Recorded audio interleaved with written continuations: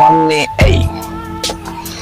මගේ ආදරණීය දේව දරුවනි සහෝදර සහෝදරියෝ, දැන් දෙවියන් වහන්සේ ඉන්නේ කොහෙද? හරිද? දෙවියන් වහන්සේ කොහෙද ඉන්නේ? දෙවියන් වහන්සේ ඉන්නේ දේවමාලිගාවේ නෙමෙයි. දෙවියන් වහන්සේ ඉන්නේ ඔබගේ ආත්මයේ. ආත්මය කියන්නේ අල්ලන්න බෑ.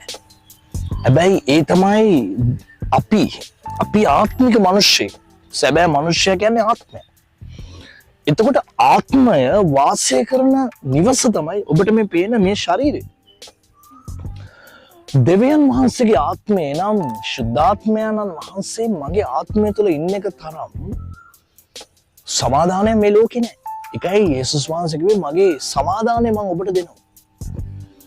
ශුද්ධාත්මයන්න් වහන්සේ මගේ ආත්මය තුළට ආවට පස්සේ ඔබ දන්නවද අපිට පුදුම සමාදානයක් තියෙනවා.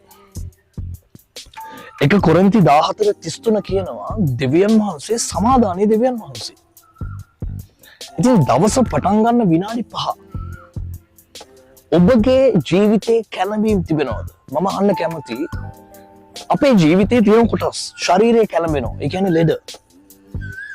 මනස කැළඹෙනවා. හරිද? මොළය කැළඹෙනවා. ඒ කියන්නේ ප්‍රශ්න. හැබැයි ආත්මය කැළඹෙන්න බෑ. ආත්මය කැළඹීම මට වචන වලින් කියන්න බෑ. හැබැයි ආත්මය කැළඹෙනවා නම් ඒකේ තේරුම තමයි ඔබ දෙවියන් වහන්සේගේ කැමැත්තට යයි. හරිද? ඔබ යේසුස් වහන්සේගේ කැමැත්තට යයි. ඔබ ශුද්ධාත්මයන්න් වහන්සේගේ මඟ පෙන්වීමට යයි ඔබ යනවා. නම් ඒකේ තේරුම ඔබගේ ආත්මය කැළඹෙනවා.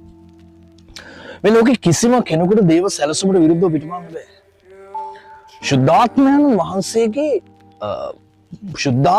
වහන්සේට විරුද්ධව ඔබ යනවා නම් ඔබගේ ආත්මය කැළඹෙනවා.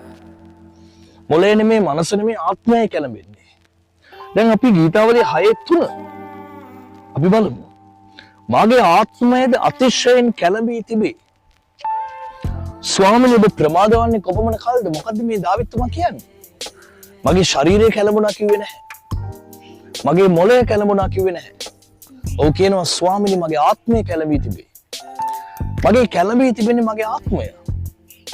එසේනම් ස්වාමීනි ඔබ වහන්සේ මට ආශිර්වාද කරන්න. ඒ කියන්නේ දැන් දෙවියන් වහන්සේ පරක්කුයි. ඇයි ඔබ ආවෙ නැති කියලා නහන්නේ. දැන් දෙවියන් වහන්සේ කියන්නේ මිනිහෙක් නෙමෙයි. එතකොට දාවිත්තුමා කියන්නේ මහරජෙක්. සෙබළුන් දහස් ගණනක් හිටපු මහා ධනස්කන්ධයක් තිබුණු බොහෝ මිනිසුන් හිටිය කෙනෙක්. හැබැයි උඩ තනිකමක් දැනෙනවා. උඩ දැනෙනවා ලොකු තනිකමක්. මොකක්ද දැනෙන තනිකම? දෙවියන් වහන්සේ ආවේ නැහැ. දෙවියන් වහන්සේ කතා කළේ නැහැ කියන තනිකම. මොහොතක් කල්පනා කරලා බලන්න.